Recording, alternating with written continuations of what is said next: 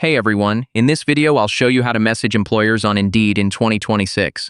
Yeah, this is a useful way to ask questions, follow up on applications, or show interest in a job directly. First, open the Indeed app or website and log into your account. You need to be signed in before you can message employers. Next, search for a job and open a listing that allows employer messaging. Some employers have direct messaging enabled.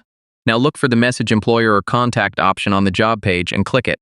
Yeah, this opens a chat or message window. Next, type your message clearly.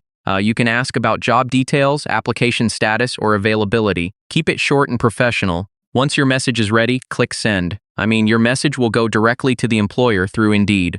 After sending, check your Indeed inbox for replies. Yeah, employers may respond with questions or next steps. If you don't get a reply, you can send a polite follow-up message after a few days. So just keep it professional and respectful.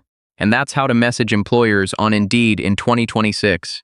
Hopefully this helps you connect with employers more easily. Thanks for watching, and I'll see you in the next tutorial.